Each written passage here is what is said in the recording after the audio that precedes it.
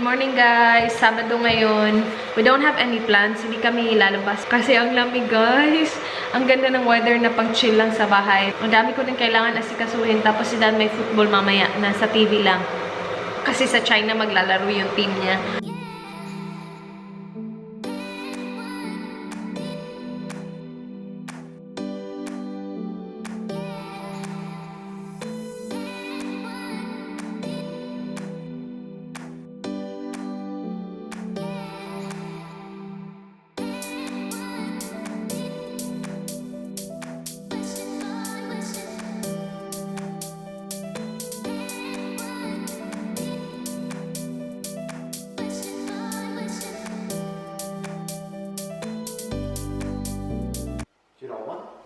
Nah, I don't want one. Morning, babe.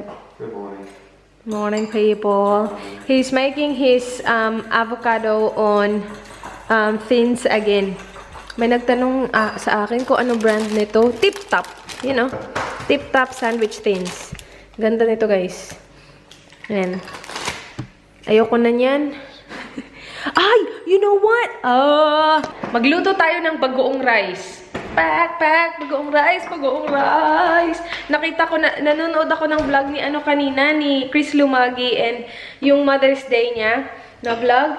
And nakita ko na nagkain sila ng bagoong rice. Meron akong rice from kagabi, guys, kasi niluto ko actually yung KFC ni Lyra, yung Korean fried chicken, and it was good. Did you like my Korean fried chicken?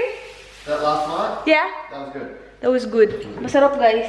So, lutuin natin yung ibang rice, bagoong rice. So, nung nakita ko yung vlog niya, sabi niya, bagoong rice. Sabi ko, my gosh, ang sarap naman yan. Hindi pa ako nakatry ng ganyan, guys. Magugustuhan ko to for sure. Kasi magiging spicy yung rice ko. And, asan na yung bagoong ko? Ito kasi yung ginagamit ko, yung Barrio Fiesta. Oh my gosh. Sige guys, magluto tayo ng bagoong rice. Konti lang kasi si Dan, di yan kakain. Or baka, tingnan natin. Inuna lang namin yung egg ni Dan, guys. And kumuha ako ng konti lang kasi ilalagay ko siya sa mamaya bagoong rice. So this is Australian versus Filipino breakfast. Mine's gonna be better. No, mine's gonna be way better. Mine's way better. That's good though, but bagoong rice is way better. Yes! Bagoong rice! You haven't even tasted it yet. It's good. Ayan guys, ginigisa ko lang yung bagoong. So, yung ginamit ko is 1 full tablespoon ng bagoong, guys. And now, ilalagay ko na yung rice. Ayan guys, ito na yung bagoong rice natin. Yummers! And coffee. Yummers breakfast! Tapos na siya kumain ng breakfast niya. Masarap guys kasi medyo spicy siya kasi yung bagoong natin spicy. Masarap. Kain! Sobrang nasunog yung ko. Garlic. Pero okay lang. Gusto ko din naman sunog yung garlic eh.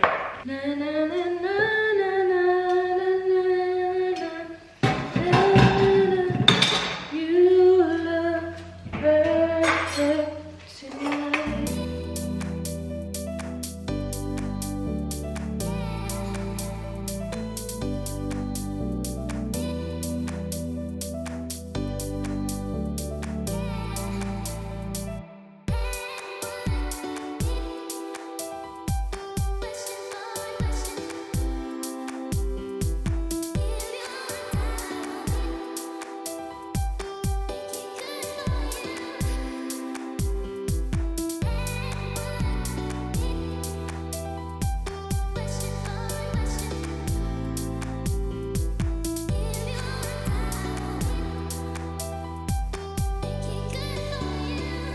Guys, nakapag-makeup tayo. Lalabas kami ni Dan mamaya after ng footy niya. So, nanood na siya ng footy ngayon. And mag-film na lang ako while nanood siya ng footy. So, meron akong isang haul na kailangan ko pa i-film. Pakita ko muna sa inyo kung ano yung nasa mukhang to.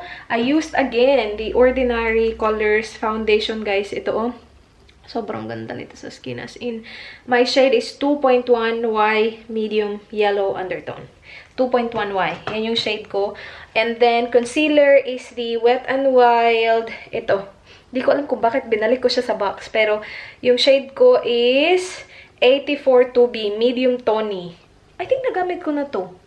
Medium tony. And then brows, same guys. Yung Make Brow, yung nasa middle na shade. Nag-ano din pala ako, primer. NYX Angel Veil Primer. And then yung nasa lips ko is the Wet n Wild 924B Rebel Rose. Actually, inuna ko to guys. Pero sobrang dark niya. As in, sobrang dark na pa-black na siya. So, I removed it. And ito yung ginamit ko, yung Rebel Rose. And then, ano pa ba? Ito. Sobrang gustong-gusto ko to. As in, yung Aritom, nag-start lang ako gamitin siya like regularly talaga. Hala, malapit na siya. Over. Nandito na siya, oh. Ikaka-start ko lang gamitin to ng... Hala, ang bilis niya maubos. Sobrang ganda nito, guys. As in, sobrang ganda ng spray niya. I think nakuha ko to. Saan ko ba to na ano? Altia Korea ata, or di ko na maalala, basta ang ganda ng spray niya guys. Mas maganda pa yung spray niya kaysa sa MAC Fix Plus, sa totoo lang. Ang ganda talaga. And nakakatulong talaga siya na magstay yung makeup ko. So yun yung aking spray. And then sa highlight ko is may pangmalakasang highlight, the Becca Champagne Pop. And then yung sa blush ko, yung bigay sa akin ni Roslyn, yung Avon na Ideal Luminous Blush in Peach. So yan guys, peach. Yan. Yung nasa blush natin. Yan lang ba? Yep. Okay, mag-film na ako guys ng haul. Tapos, siguro timing pagkatapos ko mag-film ng haul. Tapos na din yung football. And lalabas kami, mag-dinner kami sa labas. Tapos ano din kami sa labas, dessert. Is it halftime? Hasn't started yet. Oh, hasn't started yet? Ah, what time will it start? Now? Okay. So good na. So good na! Tapos na tayo mag-film, guys. Ligpitin ang kalat. Kalat-kalat natin. Yung mga ano dito, iba dito, nakalimutan ko na yun. Order ko pa lang. May mga nag-comment kung bakit daw ako naka-shopping ban. Ginawa ko siya sa sarili ko, guys, kasi nung April, over yung pag-shopping ko. Hindi ko din siya napansin kasi na dami na pala. Napansin ko na siya nung nag-ASOS haul ako, guys. Nasabi ko, my gosh, $300 yung spinend ko. Tapos April yun, ha? And hindi lang yun yung nagasta ko nung April, marami pa. Though hindi ko naman ginasta yung $300 talaga kasi nirefund nila ako nung mga binali ko. Dalawa kasi yung binali ko. Nisip ko din kasi, pupunta kami ng Melbourne sa June. So sabi ko, bili ako ng bili. Baka maubusan na ako ng bibilhin. Wala na akong bibilhin sa Melbourne. Gusto namin mag-shopping sa Melbourne. So sabi ko, i-ban ko yung sarili ko sa month of May. And I will push it sa June kung... Kasi like, wala naman talaga akong kailangan. Bili lang ng bili for the sake lang na may mabili. Ang daming plastic dito! Wait, ipo-fold ko itong mga plastic! Fold natin ang mga plastic. Guys, nagpipila ko ng pomegranate para ilagay ko dito. Kasi yung isa namin malapit na maubos. And ayoko masira yung mga pomegranate na binigay sa akin ni Lyra. Dami pa, oh. 4. Siguro 6 yung natira. Tapos yung 2 nandito na, guys. And I found out kung paano siya i-peel ng maayos. Hindi pa rin ako ganun ka-pro. Actually, someone tagged me on Instagram sa video na to. Kaya lang, hindi ko na siya mahanap. So, nag-YouTube na lang ako, guys. Well, madali siya tingnan kasi itong mga taong to, mga pro na to eh. Pero, ito. I think ito yung same video na natag ako sa Instagram. Kaya nga lang, hindi ko na siya makita. Ngayon siya, guys. Ganon. Slice, slice. Kunin siya sa taas. Bilisan mo naman, kuya. Ganon. Pak. Slice mo siya sa gilid. See, ganon guys. Bilis lang diba? Ang ganda nung kay kuya. Yung akin, it was a bit messy. Kasi siguro dahil din sa ginamit niya na kutsilyo. So, ito lang. Nagawin ko siya, ha. Ang ganda nung sa kanya tingnan. Walang parang wala siyang natamaan na seed. Kasi kapag may natamaan ka na seed, parang mababurst yung seed. Kasi nga parang meron siyang liquid sa ilalim ng seed niya. Yung kay kuya, ginan lang niya, kasi sobrang fresh nung sa kanya eh. Yung sa akin, hindi magaganon. Tapos i-follow mo lang itong mga ganito, tapos i-cut mo siya sa gilid. Galing actually. Kasi sobrang pahirapan, ha? Sobrang pahirapan ng pag-peel nito. Okay. So ayan, nakat mo na. Ganon mo lang siya, guys. Yung kay kuya, ang galing. Yan. Isa. O, yan. O, diba? Ganito na siya. O, diba? Ang dali na lang nito kunin. Bongga. Tapos na yung guys, food tea. So, alis na kami, guys. Punta kami sa hala, ang lilim. Punta kami sa Tantan. Mag-Vietnamese food kami, guys. Kasi ang lamig. Grabe. Ako, beanie. Yan, yung yung outfit natin.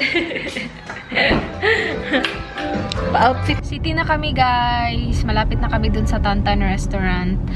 Sobrang gutom na ako, guys, actually. Kailangan hinihintay namin na matapos yung footy niya.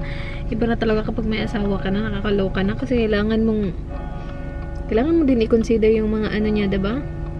Mga kailangan niyang gawin sa buhay.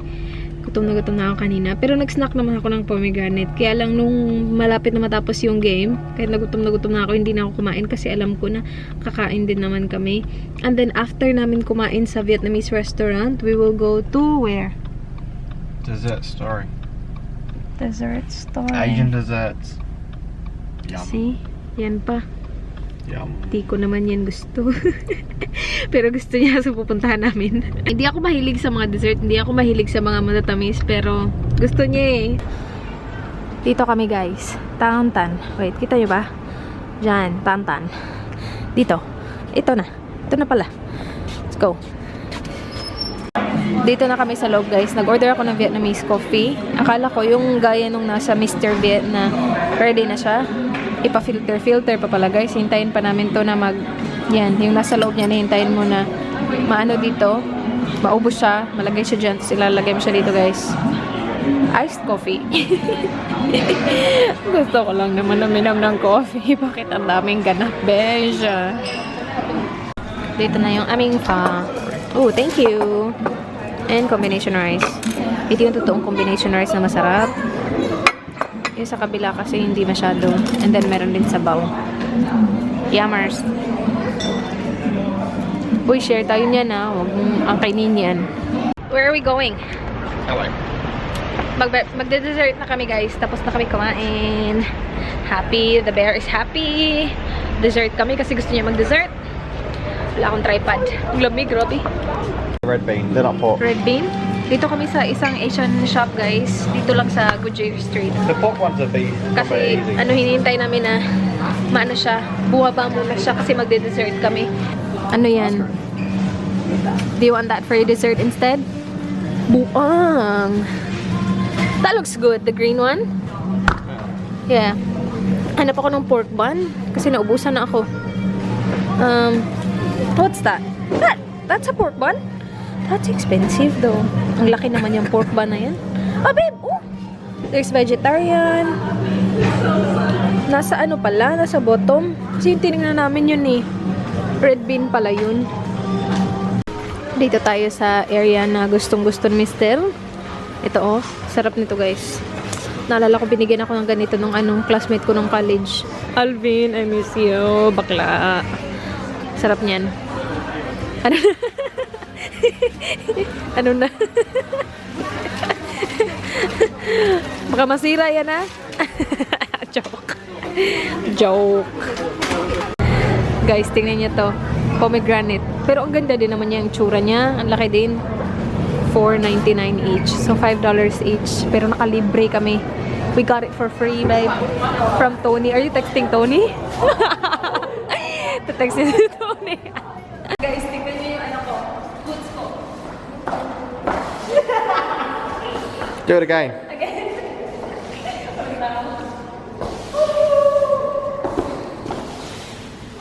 This is actually really dangerous, right? If I could explain it, it was like, oops, no, I can't. Are you cool, babe? I'm cool. Oh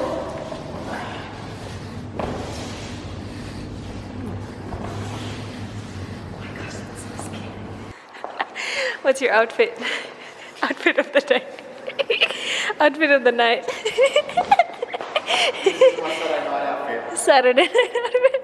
From Cebu. Philippines, yep. Pen shop. Shoes from Kangaroo Island. Kangaroo Island. Adidas. Jumper Port Power. from the internet. Online. Pants from Kmart. Kmart! Ooh. I actually saw, my gosh, napagod ako doon. I saw a really nice, what do you call this? Tracksuit pants. Yeah, but not that material. It has bears. Ah, okay. Yeah, we should buy it. When I was with Lyra and Kath, I saw it. But I'm on a shopping ban. But I should have gotten it for you. Because I can buy something for you. These are, yeah, the tracksuits are handy for winter. Yeah, right? So I can buy I'll it? put them on. Pinapaalis na kami ni Kuya Guard. Kasi close na. Doon kami galing eh. And mag-exit sana kami dun sa kabila. Kaya lang sabi ni Kuya Guard, wala na, close na. Dito kami sa dessert store, guys. Hala, uy, copyright naman yung music. Pero, same to nung pinatahan namin sa Melbourne. Do you know what you ordered? Oh, I can't remember what it is. Yan yung dessert, guys. Ano ba yan? Uy, ang dami naman yan, babe. Careful.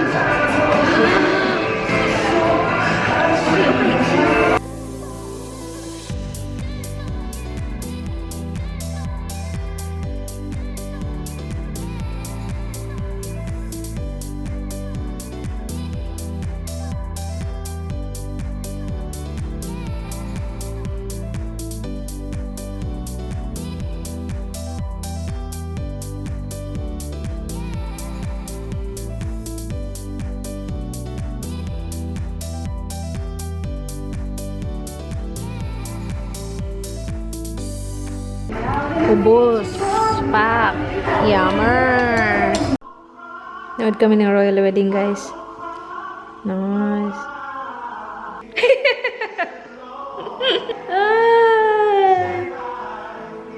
Me or what's her name? What's her name? Megan Merkel. Me or Megan? Megan.